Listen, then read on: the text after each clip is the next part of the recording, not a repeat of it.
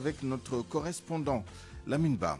Des Sénégalais en situation irrégulière expulsés de la Mauritanie. Vous entendrez le témoignage de l'un d'entre eux avec notre correspondant à Nouakchott.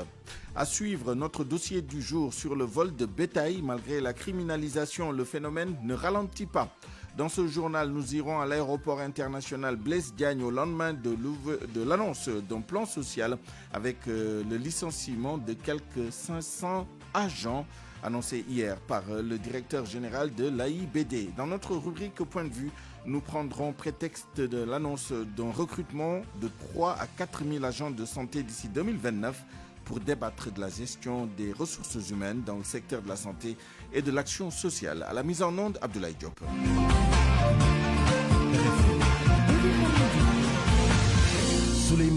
Nous allons donc à Ziguinchor où une vive tension règne à Tobor. Depuis ce matin, les populations ont barré la boucle des Kalounaï et toutes les voies d'accès au village. Elles protestent ainsi contre l'érection d'un dépotoir d'ordures dans leur localité. En direct avec nous, Lamine Ba, bonjour. Bonjour Souleymane. Est-ce que la situation s'est calmée et stabilisée sur place ?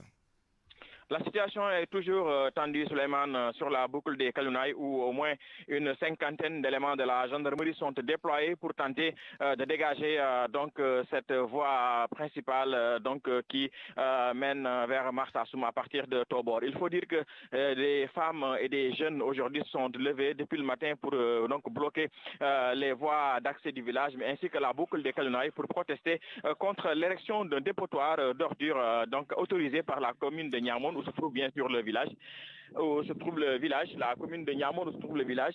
Ce dépotoir d'ordures justement sert la commune de Ziguinchor où plusieurs dizaines de camions viennent déverser les ordures par jour. Les populations évoquent des risques réels de santé publique avec la poursuite de l'érection de ce dépotoir. C'est pourquoi elles ont décidé de barrer les routes et de continuer à lutter contre l'érection de ce dépotoir qui est ici en service pour la commune de Ziguinchor. Il faut dire Souleymane que des jeunes, des femmes également, les femmes du bois sacré ont tout simplement bloqué toutes les voies qui mènent vers ce dépotoir. Et au moment où je parle, elles font face aux forces de l'ordre qui peinent à intervenir pour un peu dégager justement les voies qui mènent vers le dépotoir. Et la situation est extrêmement tendue ce matin à Tobor, Souleymane, où nous suivons de très près cette affaire. Mais les jeunes également sont derrière à également manifester. Et au même moment également, le dépotoir est en feu. On nous apprend que depuis hier, le dépotoir en question même est en feu. Cette affaire, il faut le rappeler, date depuis quelques jours. Mais là, ça prend d'autres proportions parce que des jeunes avaient été arrêtés avant d'être libérés.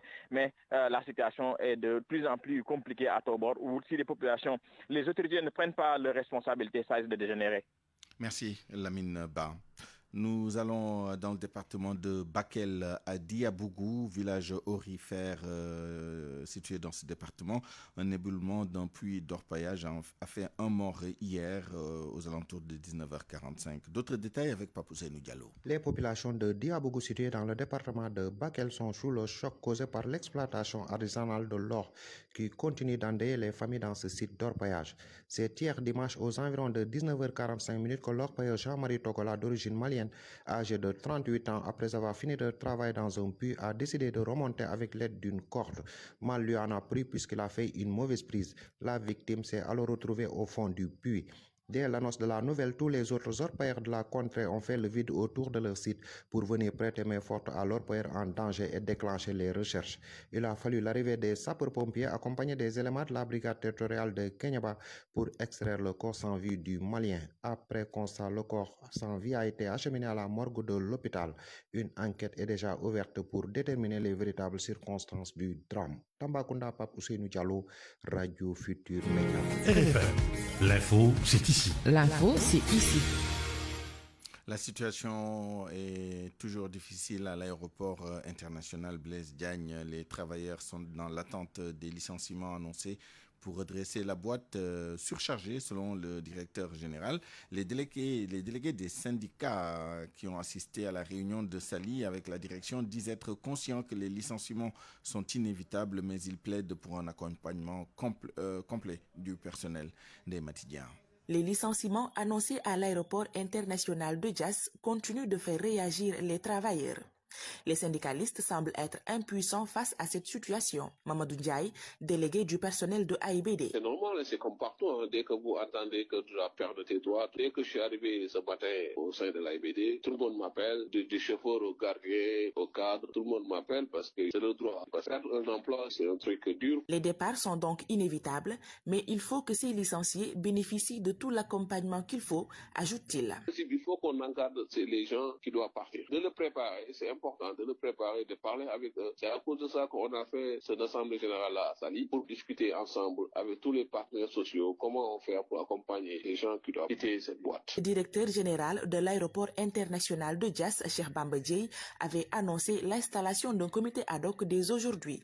Les syndicalistes dans l'attente espèrent trouver des solutions à appliquer dans l'urgence. Jusqu'à présent, le comité ad hoc n'est pas encore installé. Il n'y a pas de censé ni rien. Parce que le DG a des solutions pour faire comment on doit faire pour accompagner les gens qui doivent partir. Deymati Dieng, Mbour, Radio Futur Média. Quant au collectif des 44 agents du ministère de l'Énergie en cessation de travail, il suspend son plan d'action. C'est pour donner une chance au dialogue social initié par le gouvernement. Toutefois, ces travailleurs continuent de dénoncer le refus du ministre Birame Souleye Diop de payer leurs arriérés de salaire. Écoutons Rémi Guin, membre de leur collectif. Nous avons été déçus car le ministre campe toujours sur sa décision de ne pas payer les salaires depuis 11 mois et les fonds. Le collectif rejette les arguments avancés par le ministre visant à confisquer sans motif valable les rémunérations. Le collectif remet en cause l'existence de l'arrêté numéro 12581 du 26 octobre 1981 et le nouveau décret de 2024-3524 du 20 décembre 2024 car ils sont introuvables sur le journal officiel. Le collectif du ministère rappelle au ministre que seule une décision judiciaire fondée sur un motif économique bien justifié peut lui donner ce privilège, mais après avoir acquitté au préalable toutes les indemnités de préavis de licenciement des 44. Le collectif précise qu'un avis administratif émanant du ministre du Travail, de l'Emploi et des Relations avec les institutions, chevilles ouvrières du dialogue social, ou l'inspection du travail et de la sécurité sociale, ou même l'agent judiciaire de l'État ne peut en aucun cas lui donner le pouvoir de confisquer les salaires et les indemnités des 44 travailleurs. Le collectif réitère son ancrage à la coalition centrale syndicale du Sénégal et au Front syndical pour la défense du travail. Il suspend en ce moment-là son plan d'action et participe au dialogue social pour trouver une issue heureuse à le problème. 12h08 à Saint-Louis où on parle de fuite de gaz sur le projet Grande Tortue à Ahmeyim entre le Sénégal et la Mauritanie. Moustapha Dieng, le secrétaire général du syndicat autonome des pêcheurs du Sénégal, alerte sur un grand danger qui guette toute la ville de Saint-Louis. Il appelle les autorités à prendre toutes les mesures pour protéger la langue de Barbarie où ne vivent que des pêcheurs. Écoutons Moustapha Dieng au micro du Seynou Diop. Voilà déjà des années que nous alertons sur les dangers qui guettent la langue de Barbarie, sur les dangers qui guettent le secteur de la pêche par rapport à l'exploitation offshore du gaz et du pétrole. Et le torchage qui va déverser sur la population, dans l'atmosphère, dans l'air que nous respirons, des tonnes et des tonnes de méthane. Tout le monde connaît le méthane et la dangerosité du méthane. Nous allons être bombardés pendant 20 ans, 30 ans de méthane à travers le torchage des gaz. Notre vie est en danger. Et maintenant, on n'a pas encore démarré et voilà qu'on nous parle de fuite, qu'on semble minimiser, qu'on semble banaliser, parce que c'est en eau profonde. Nous sommes mal partis. Nous reviendrons bien sûr sur cette actualité dans nos prochaines éditions. À Fatick, à Foundiougne plus précisément, la gestion et la sécurisation foncière font souvent l'objet de litiges. Le milieu rural est plus touché. Amnesty International redoute une recrudescence des conflits avec l'exploitation du pétrole de Sangomar. Investisseurs et simples citoyens veulent donc acquérir des terres dans le département. Un atelier de 2 jours s'est tenu à Foundiougne pour former les élus sur les textes qui régissent le foncier et la loi sur le domaine national. Aminata Goudjabi. À Foundiougne, les terres sont de plus en plus convoitées. Pour certains observateurs, la présence de la plateforme pétrolière dans ce département explique cette ruée. Le contexte est donc bien choisi pour sensibiliser les chefs de village, les présidents de commissions domaniales et les maires aux textes qui régissent le foncier au Sénégal. Papa Djendjo, président d'Amnesty International Sénégal. Le département de Foundiougne aujourd'hui est un département qui est très prisé déjà par rapport à l'exploitation du pétrole au niveau de Sangomar. Et nous savons carrément que généralement dans ces zones où il y a d'exploitation minière ou pétrolière, la population va augmenter, il y aura d'autres sociétés qui vont venir s'installer et autres. Donc forcément, il faut préparer ces communautés à pouvoir faire face à toutes sortes de problèmes. Les conflits liés au foncier sont récurrents dans la région et surtout dans la zone rurale. Le bureau régional des domaines est souvent interpellé et pourtant la loi sur le domaine national a abordé beaucoup de problèmes. Beitiba, chargé de la gestion du bureau des domaines au centre des services fiscaux de Fatick. La plupart des terres du monde rural sont des terres du domaine national. Donc les gens ont tendance à revendiquer la propriété sur une terre sans pourtant disposer des documents légaux. Cela pose véritablement problème. Ça empêche l'État même d'accéder à sa terre. Donc il était urgent et très nécessaire que des séances pareilles se déroulent. Amnesty International prône un accès équitable aux fonciers urbains et rural. L'atelier de 2 jours initié à Foundiougne a donné l'occasion aux élus d'exprimer leurs préoccupations. Ils ont pour la plupart plaidé pour la création d'un plan cadastral dans toutes les communes. Jean-Paul Malik Faye est le préfet de Foundiougne. Donc nous pensons qu'aujourd'hui, si on peut avoir dans chaque commune une base de données cadastrale, cadastre rural, je pense que nous aurons moins de problèmes. Ce programme national de sensibilisation à l'accès équitable et à la sécurisation foncière est déroulé par Amnesty International depuis 5 ans. D'autres localités ont déjà bénéficié de séminaires, de formation et de forats. Aminato Goudjabi, Fatick RFM. RFM, la radio de toute l'actualité.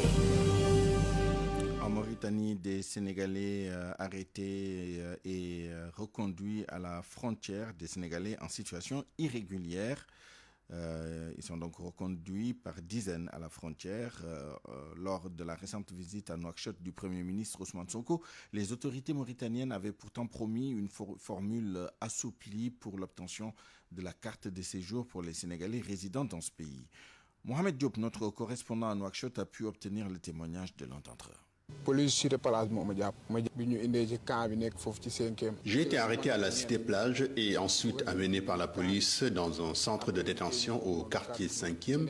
Certains d'entre nous étaient menottés. Nous avions été retenus pendant près de 4 jours. Au bout de ce temps, tous ont été expulsés, sauf quelques-uns comme moi qui ont eu la chance de négocier leur libération. Juste dans la salle où j'ai été détenu, il y avait près de 50 Sénégalais. Lorsqu'on est arrêté, la première question est de savoir si vous étiez malien ou sénégalais. Pour ma part, ayant dit que j'étais sénégalais, j'ai été embarqué. Nous avons été détenus pendant 3 jours et le 4e jour, des véhicules sont venus pour nous reconduire à la frontière. Pendant toute la durée de notre détention, nous n'avions droit qu'à un morceau de pain et quelques beignets, sans possibilité de recevoir des visites. Pendant les 2 premières nuits, nous avons dormi par terre sur les carreaux. Ce n'était qu'à la 3e nuit qu'ils nous ont donné des matelas, probablement pour nous prendre en photo. Même pour sortir uriner, certains étaient exigés de payer 500 ouguiya, environ 1000 francs CFA.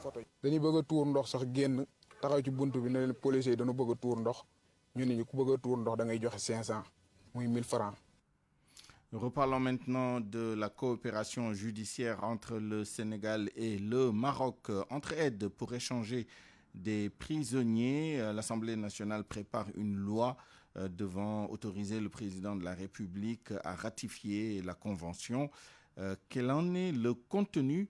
Macky Sall doit-il s'inquiéter de cette avancée? Mohamed Ali Mouba répond. Cette convention a été signée le 17 décembre 2004 à Rabat au Maroc entre le gouvernement du Sénégal et le royaume chérifien. Elle porte clairement sur ce qu'on appelle l'assistance aux personnes détenues ainsi que le transfèrement des personnes condamnées.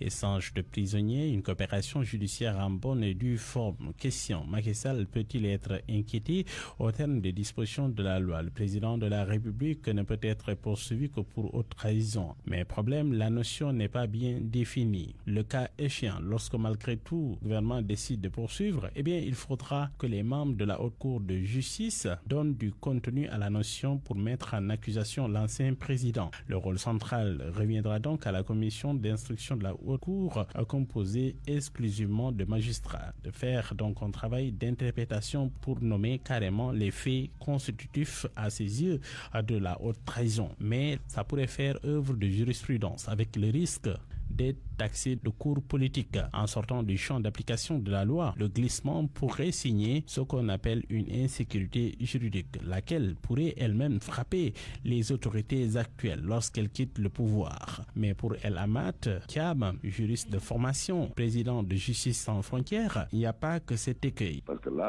il me semble que le président, l'ex-président de la République est devenu un fonctionnaire international de l'ONU. Et je pense qu'on ne peut pas arrêter comme ça un fonctionnaire de l'ONU. Actuellement, il est aux ordres de l'ONU. Et tous les jours que je fais, il est tenté d'être reçu par des personnalités influentes, des clubs influents dans ce monde. Macky Sall a été nommé président du Global Center on Adaptation, Centre mondial pour l'adaptation. Il remplace à ce poste Ban Ki-moon, ancien secrétaire général de l'ONU. Venons-en maintenant à notre dossier du jour sur le vol de bétail. Le phénomène prend de l'ampleur. Des populations victimes se disent impuissantes devant des voleurs lourdement armés. La présidente des femmes en élevage du Sénégal n'y va pas par quatre chemins. La justice a simplement failli. La cellule nationale de lutte contre le vol de bétail estime que l'identification du cheptel est le seul moyen de faire appliquer la loi. Dossier ficelé par Seydou Nourouba. Depuis bien des années, le phénomène du vol de bétail hante le sommeil des éleveurs et des populations de certains villages du pays. Dieynaba Sidibé déplore l'intensification du phénomène. Elle est la présidente des femmes en élevage du Sénégal. Aujourd'hui, tous les voleurs ont des véhicules, ils ont des avocats. Et nous, les propriétaires du cheptel, nous n'avons absolument rien. Ce qui s'est passé en Casamance, j'ai suivi, c'est des gens qui viennent de la Gambie avec des véhicules, avec des fusils armés jusqu'aux dents. Dr Astoufal, président de la cellule nationale de lutte contre le vol de bétail, elle considère que la loi criminalisant le vol de bétail ne peut être une réalité sans passer par l'identification du cheptel. Comme vous le savez, le Sénégal n'a pas un programme d'identification du bétail. Un bétail qui n'a pas attribué à une personne, ça peut poser un problème. Il y a la jurisprudence qui est là, parce qu'on peut prendre un voleur qui a pris du bétail, mais si on n'a pas de preuves techniques, c'est un problème. Mais le ministère y travaille. Le ministère y travaille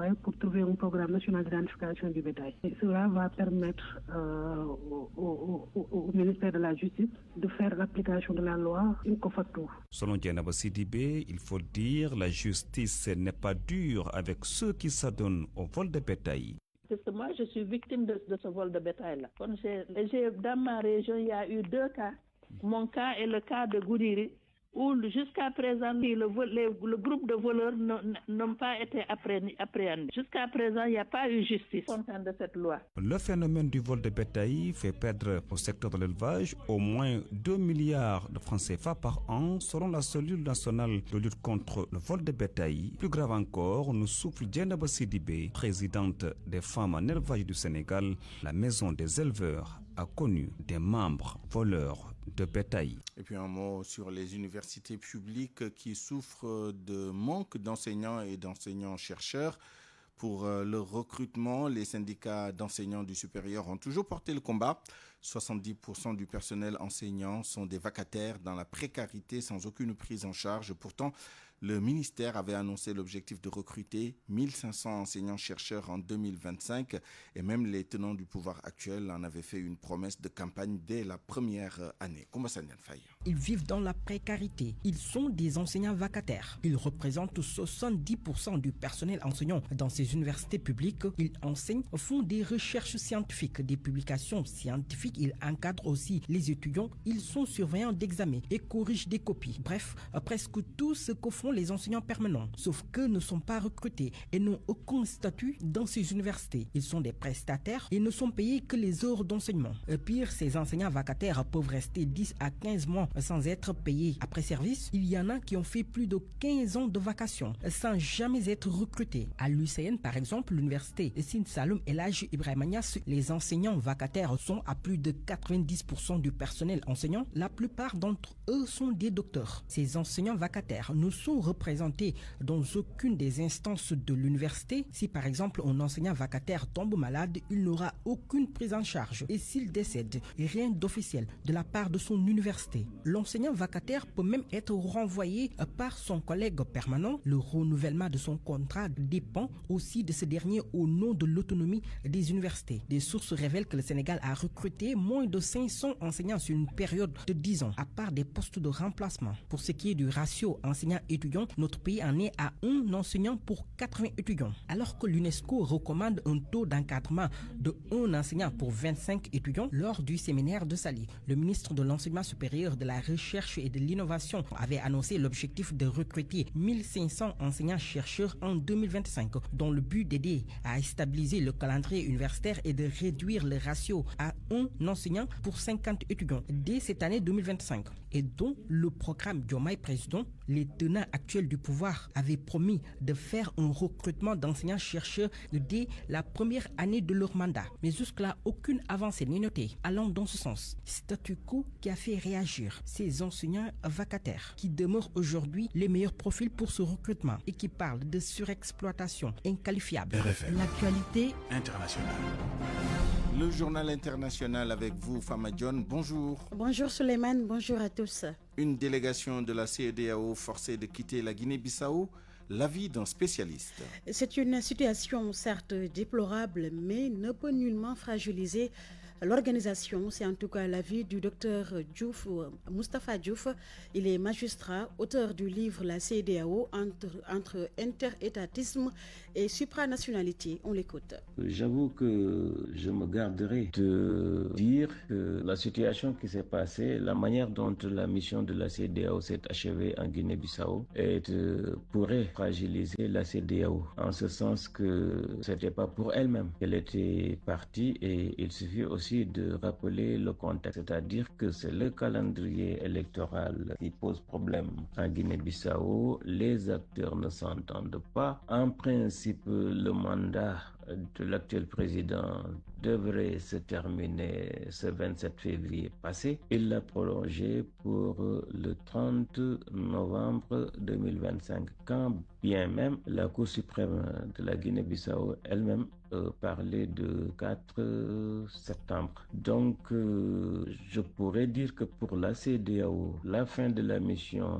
elle est assez déplorable, mais désespérante pour la Guinée elle-même. Déplorable et non fragilisante pour la CEDEAO, en ce sens qu'elle aurait aimé que la mission, d'ailleurs qui n'était pas CEDEAO seulement, c'était la CEDEAO et aussi la mission des Nations Unies pour l'Afrique de l'Ouest. C'est regrettable qu'elle n'ait pas abouti pour que les partis s'entendent afin d'avoir des élections libres, transparentes et apaisées pour le bien-être de la population de Guinée. Et pourtant, c'était parti sur un bon chemin, parce que déjà à leur arrivée, ils avaient été reçus par le président. Le dialogue s'est installé, ils avaient regroupé les autorités, les acteurs politiques ainsi que la société civile.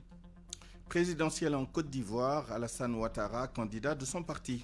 À Paris, dans le cadre du Salon de l'Agriculture, le ministre porte-parole du RHDP, le parti au pouvoir, l'a confirmé. Selon Kobenan Kwasi Adjoumani, Alassane Ouattara, qui en est à son 3e mandat, va donc briguer un 4e mandat si jamais sa candidature est validée. Gobia Iyabi. La question de la candidature d'Alassane Ouattara ne fait plus débat au sein de son parti. Pour les militants du Rassemblement des Oufouettistes pour la démocratie et la paix RHDP, il est bel et bien le candidat.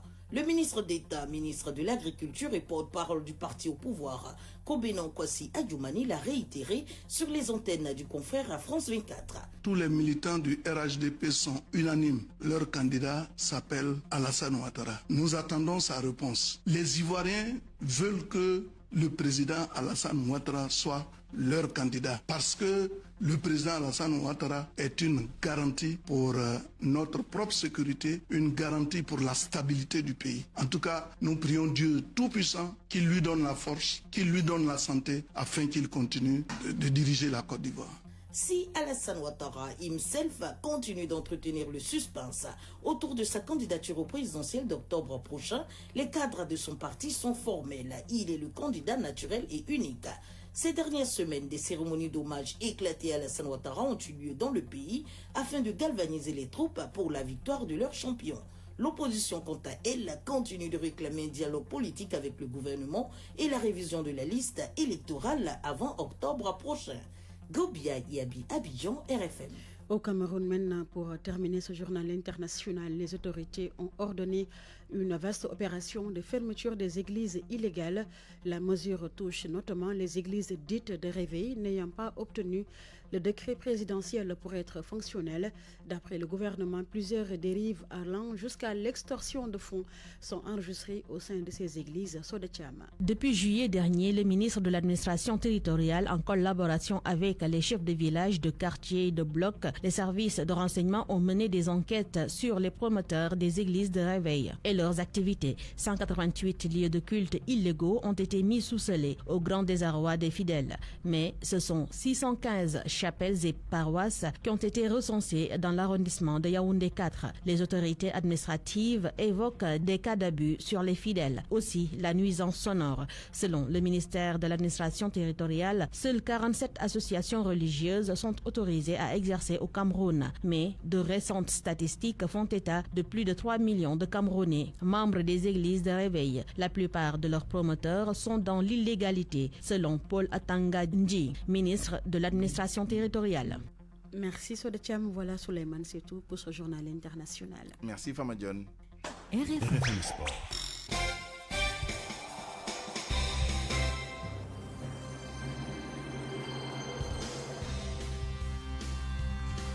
Accueillons à présent Malal Junior Diagne pour le journal des sports. Bonjour Malal. Bonjour Souleymane. Ligue 1 de football, la Linguère de Saint-Louis retrouve le sourire. Après sa 4e victoire de la saison, les Samba Linguère ont définitivement quitté la zone rouge de la Ligue 1 sénégalaise. Ils sont actuellement 11e.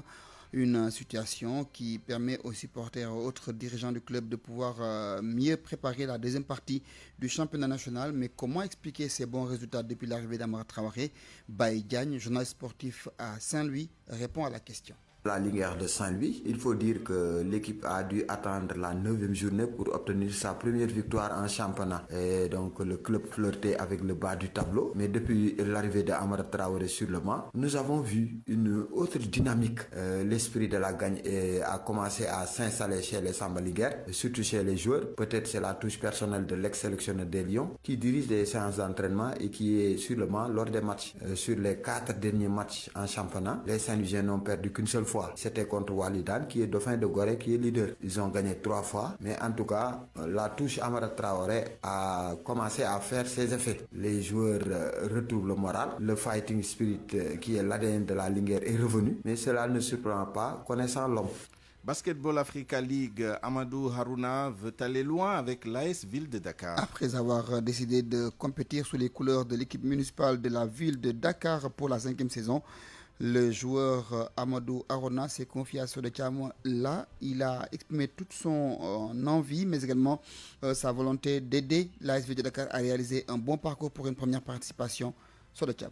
Avec l'AS Douane, l'édition précédente, l'ailier nigérian, qui se considère comme un Sénégalais, revient sur le choix de l'AS Ville de Dakar. Amadou Abdoulaye Harouna. Peut-être que la Ville de Dakar voulait me signer au cas où ils étaient champions et tout, ou même quand ils étaient champions. J'étais un peu trop réticent envers ça, mais les dirigeants de la douane m'ont recruté pour me dire non, il faut que tu viennes jouer. C'est pas la Ville de Dakar, c'est pas la douane, mais c'est le Sénégal. Donc ça aussi, ça a encore facilité. L'ailier polyvalent se réjoui de partager la même équipe pour la BAL avec Will Perrier et Ater Majok. Moi et Majok, on a toujours eu très très bonne relation de grand frère et petit frère. On avait décidé vraiment après l'aventure tendant de rester ensemble. On avait vu que côté business, que voilà, c'est ce qui nous a arrangé, c'était aussi d'être avec la ville de Dakar.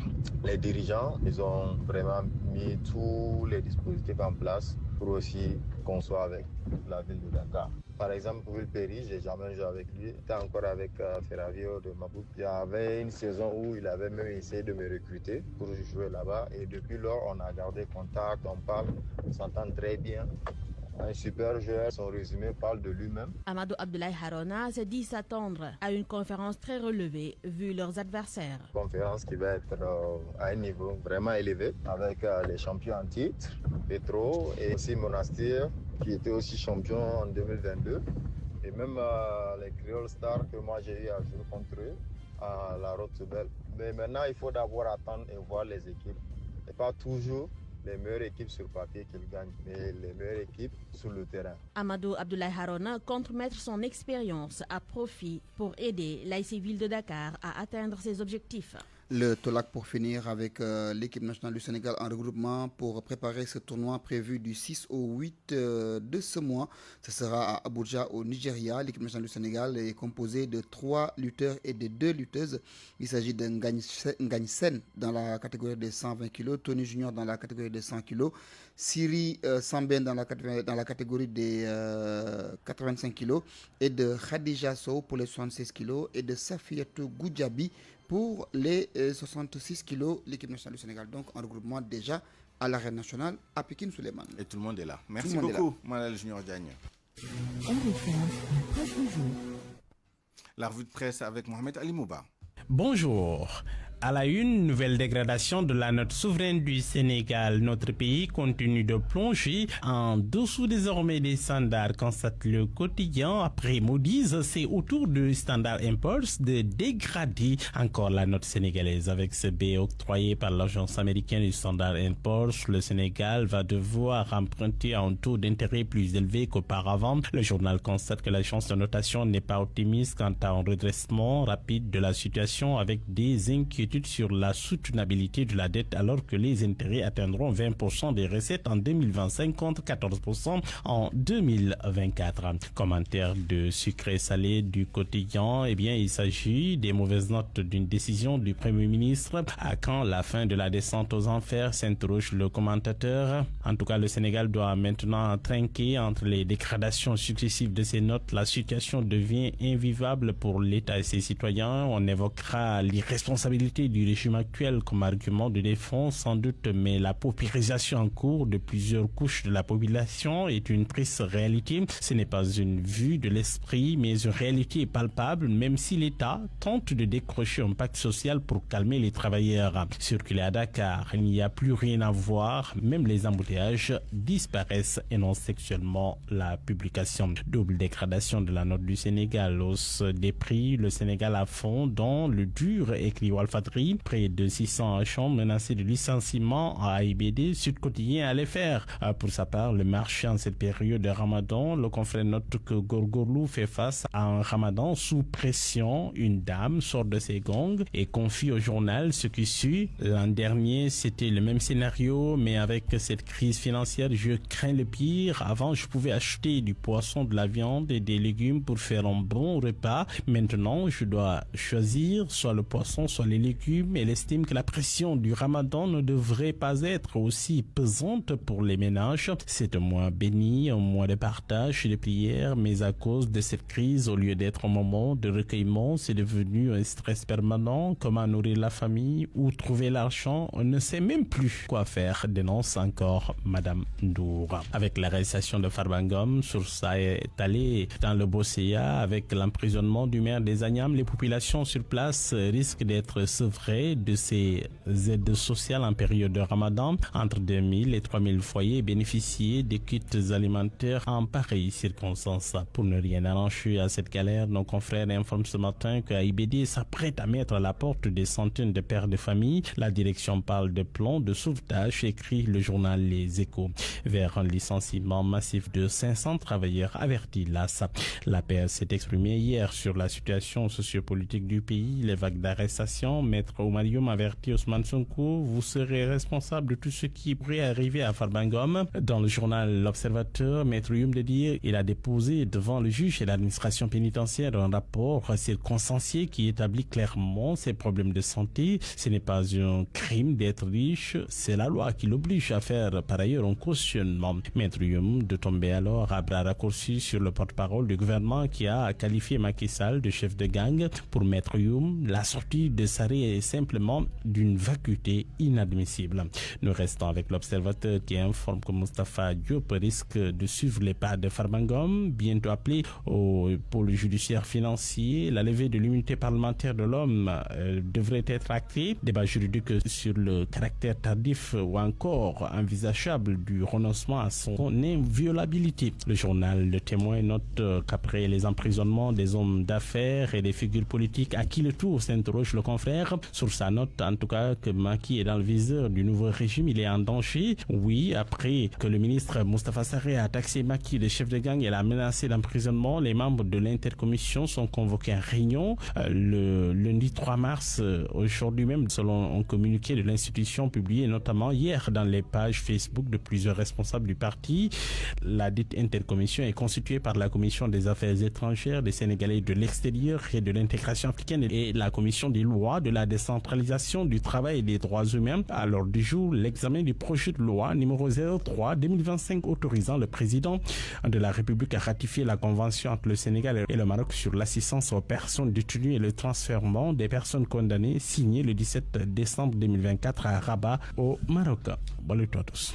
Point de vue. Regard croisé sur l'actualité du jour.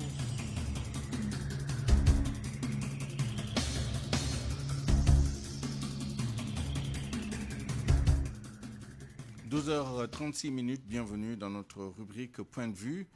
Débat sur le recrutement annoncé de 3 000 à 4 000 agents dans le secteur de la santé et de l'action sociale d'ici 2029. Nous en profitons pour débattre de la gestion des ressources humaines avec nos deux intervenants du jour. Nous avons Cher Seck en ligne et en direct. Monsieur Seck, bonjour. Bonjour Souleymane, bonjour à vos auditeurs. Merci beaucoup d'avoir répondu à notre invitation. Vous êtes le secrétaire général du SDT3S et porte-parole de la Fédération des syndicats de la santé. En attendant de joindre notre deuxième intervenant, le docteur Amadou Sow, coordonnateur de la cellule de communication du ministère de la Santé et de l'Action sociale, peut-être votre réaction à cette annonce du ministre. On pourrait même dire que c'est une sorte d'éclaircie dans un ciel quand même caractérisé par des annonces de licenciement dans d'autres secteurs. Comment appréciez-vous l'annonce de ce recrutement spécial dans le secteur de la santé et de l'action sociale annoncé par le ministre? Merci Souleymane. Je salue aussi le Dr Sow, mon co-débatteur, et l'ensemble des auditeurs qui nous écoutent. Bon, j'ai eu des informations selon lesquelles que le ministre de la Santé a projeté un recrutement de 3 000 à 4 000 agents. Mais moi, je vois dans ce cadre une projection. C'est ce que j'ai entendu. Oui, 2029, horizon 2029. Voilà, ouais, horizon. J'ai dit c'est une projection. C'est ça. Ça, c'est pas une nouveauté. Ça fait des années qu'on nous parle de projection. Une projection et une décision, il y a une différence pour nous. C'est-à-dire aujourd'hui, vous avez vu que les secteurs stratégiques et névralgiques en dehors du secteur primaire, c'est la santé, c'est l'éducation, c'est la sécurité. Ce même régime s'est prononcé de façon très claire et très nette, sans ambiguïté. Pas dans une progression pour dire qu'ils vont recruter 2900 gendarmes.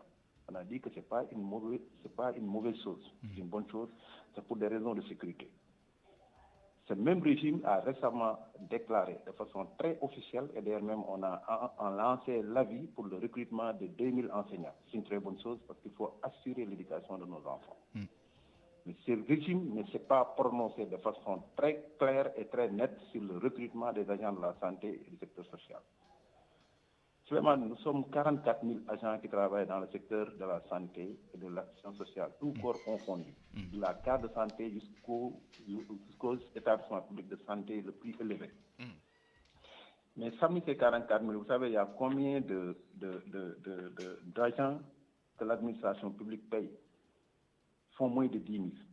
Et parmi ces 10 000, les diplômés, en tout cas, ou bien qui interviennent directement dans les soins, ne font pas 7 000. On a un déficit de plus de 15 000 agents.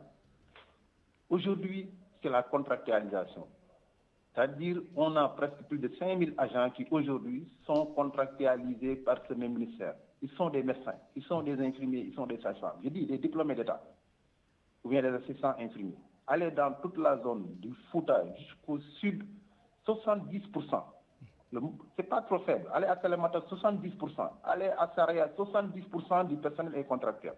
Récemment, j'ai entendu un bulletin donné à Medina Yorofoula, où on a dit on faisait la situation de la grève des personnels de l'ISMAIA, tout corps confondu. On a dit sur 34 agents pour le district de Medina Yorofoula, les 27 sont allés en grève. C'est-à-dire que ces 27 sont des contractuels. Et tous sont des diplômés d'État.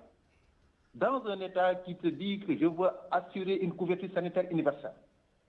Pourquoi les gens n'en font pas une priorité et qu'on se nargue de dire qu'on a un budget de 6 000 milliards? Suleiman, on ne peut pas aujourd'hui penser à des enfants à qui on doit éduquer.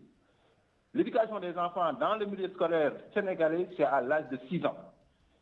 En oubliant qu'il y a des enfants qui sont morts avant d'atteindre cet âge parce qu'ils n'ont pas été protégés contre certaines maladies inscrits dans le programme élargi de vaccination. Il faut parler de la diphtérie, du tétanos, coqueluche, poliomyélite ou autre. Qui assure cela? Combien de femmes en âge de procréer ont été protégées par ces sages-femmes braves qui s'occupent de l'accouchement de ces mêmes personnes, là où tu ne peux pas avoir même des gynécologues qui s'occupent de la santé de cette même personne, n'est-ce pas? Qui s'occupent de toutes ces personnes qui sont dans certaines zones avec certaines difficultés. Donc, je me pose moi la question, comment on peut penser qu'il y a une priorité de recrutement d'agents de sécurité, d'enseignants, et ne pas penser recruter des agents de santé. Et on nous parle de projection. On va entendre le docteur Amadou Sow, justement le coordonnateur de la cellule de communication du ministère de la Santé et de l'Action sociale, qui est avec nous. Docteur Amadou Sow, bonjour. Bonjour Suleiman, bonjour Asia.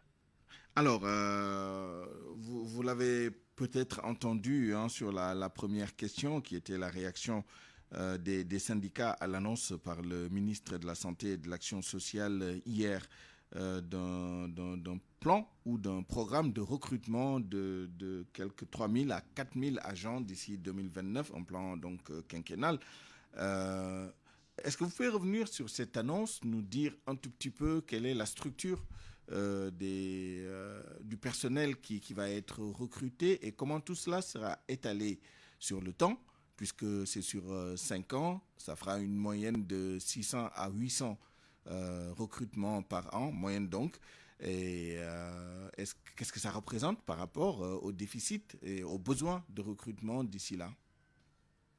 Merci Suleiman pour la question qui me permet peut-être de faire une petite précision par rapport à la déclaration du ministre à l'occasion de l'émission d'hier.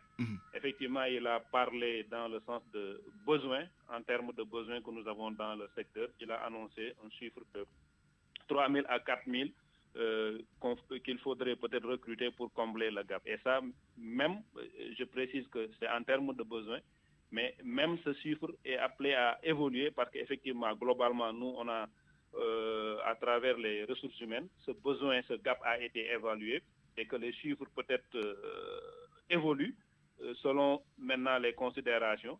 Mais d'une manière générale, on peut penser même ou on peut annoncer le chiffre de 15 000 personnes dont on aura besoin pour peut-être satisfaire en tout cas la demande en termes de ressources humaines. Maintenant, ce qu'il faudra préciser, c'est qu'effectivement, à l'état actuel des choses, il faut qu'on sache que ce n'est pas uniquement l'État central qui recrute, mais à l'état actuel des ressources humaines. Il y a une bonne partie que nous avons, nous, ministère de la Santé. Il a parlé tantôt de 5 000 contractuels. Effectivement, ça, nous le prenons en charge sur notre budget. Il y a les EPS, les hôpitaux, il y a les collectivités territoriales, il y a d'autres types d'employeurs dans le secteur de la santé. Donc, quand nous faisons une évaluation, nous faisons une évaluation, même le privé, d'une manière globale. Parce que puisqu'il faut aller dans la planification, on ne peut pas dire que nous, ministère, on va planifier uniquement en termes de ce qui nous concerne. Donc, c'est globalement l'ensemble des ressources humaines. Et que maintenant, pour revenir sur le recrutement, ce qu'il faut savoir, c'est que le ministre, lui, il est dans son rôle de planification et d'anticipation. Maintenant, celui qui a la prérogative de recruter, c'est celui-là qui dira, compte tenu des contingences qu'il a, des contraintes qu'il a, ou en tout cas des possibilités, moi, je peux donner au ministère de la Santé, compte tenu du fait que c'est une priorité, peut-être je lui donne 10 000 ou je lui donne 2 000, Ça, nous ne sommes pas encore à ce niveau-là. Et peut-être je ne suis pas aussi d'accord avec Cheikh qui dit que ce n'est pas une priorité. Je pense qu'actuellement, nous sommes dans une phase de projection et de planification à notre niveau. L'autorité est en train d'étudier cette question-là et certainement, il nous reviendra pour nous dire que peut-être, compte tenu de tout ce que vous avez évoqué, moi, je vous donne tel quota. Donc, voilà ce que je voulais préciser à ce niveau-là, que nous ne sommes pas encore à un stade de dire que c'est 10 000 ou c'est 5 000 qui sera recruté. Mais nous, si nous revenons sur nos besoins, nous savons que nous avons besoin de temps et la composition aussi, il a abordé cela en disant que 60% ce sera des médicaux, médecins, pharmaciens, chirurgiens, dentistes et des paramédicaux, y compris maintenant après l'autre moitié ou en tout cas l'autre proportion sera un personnel de soutien, les administratifs et autres. Avant de redonner la parole à Chersek, je voudrais vous entendre sur justement, là on parle des besoins, donc c'est vraiment la demande. Du côté de l'offre, on évoque beaucoup de personnel, enfin formés en tout cas, et qui sont soit au chômage ou sous-employés ou même en expatriation forcée, disons. Quel est le rapport entre les deux? Les besoins, on les a quantifiés, et du côté de l'offre, comment les personnels de santé qui sont formés en abondance sont pris en charge par le ministère et les autres parties prenantes? Dr Sow. C'est une réalité. Ce chômage-là, en quelque sorte, c'est une réalité parce qu'il y a des gens qui sont formés qui ne trouvent pas de l'emploi. Maintenant, si on doit considérer globalement, c'est que l'État, actuellement, il y a un besoin de recrutement de la part de l'État, mais aussi il y a un besoin de recrutement de la part des autres acteurs, par exemple les privés. Est-ce que le plus souvent, la majeure partie des cliniques privées peut-être font recours à des prestataires du secteur public? Est-ce que les réformes qui sont envisagées ne devraient pas permettre à ces cliniques privées-là de pouvoir peut-être avoir une autonomie qui leur permettra d'avoir des praticiens qu'ils recrutent à temps plein, en tout cas comme des employés, des embauchés? Donc c'est pour dire que effectivement il y a le chômage, mais je pense qu'il va falloir aussi qu'on tienne compte du fait qu'il faut qu'on contrôle aussi l'accès à ces professions-là. Il y a une multitude d'écoles de formation. Si on transforme le pays en une usine de formation de médecins et de personnels paramédicaux, alors qu'on n'a pas la capacité de l'absorber, à un certain moment aussi, on est en train de mettre en difficulté ces personnels-là. Moi, je pense qu'il faudra agir à deux niveaux. D'abord, qu'on absorbe, compte tenu des besoins du gap que nous avons actuellement, mais de l'autre côté aussi, qu'on pense à réguler un peu l'entrée ou en tout cas la formation de ces personnels de soins. En tenant compte aussi que nous sommes un hub qui permet de former d'autres aussi nationalités. Donc, tenant compte de tous ces besoins-là, on pourra réguler. Donc, par rapport à cette question-là, moi je pense qu'il va falloir qu'on s'inscrive dans une démarche en tout cas de résolutionner ou de solutionner ces problèmes en profondeur. Et ça, ce n'est pas demain du tic au tac qu'on va y arriver. D'autant plus qu'il y a d'autres aspects qui entrent en ligne de compte. Vous évoquiez tout à l'heure les cliniques privées. Il faudra certainement des incitations pour que ces cliniques puissent recruter comme il se doit. Chersek, sur cette question de l'offre, de la demande, on a parlé d'ailleurs des besoins en personnel, mais c'est surtout les besoins en services de santé qui sont pertinents ici, et les besoins, ils sont énormes et sont loin d'être satisfaits. Quelle solution, justement, en termes de gestion des prévisionnels, notamment des personnels, pour trouver une solution, enfin, quelle solution pour sortir de l'ornière dans laquelle on se trouve avec des besoins en services de santé énormes, non satisfaits, et des moyens limités pour prendre en charge toute l'offre en termes de personnel? Merci Flem. Bon, moi je voudrais revenir sur même dans le cadre des prévisions. On a parlé de si éventuellement on aurait obtenu l'autorisation du ministère des Finances en termes de postes budgétaires. Moi j'ai tiqué quand j'ai entendu parler de 60% uniquement du personnel soignant et 40% entre le personnel administratif et de soutien. Ça ne respecte pas le nombre. La mission d'une structure sanitaire, et de plus en plus, c'est ça qui est en train de tuer nos structures sanitaires.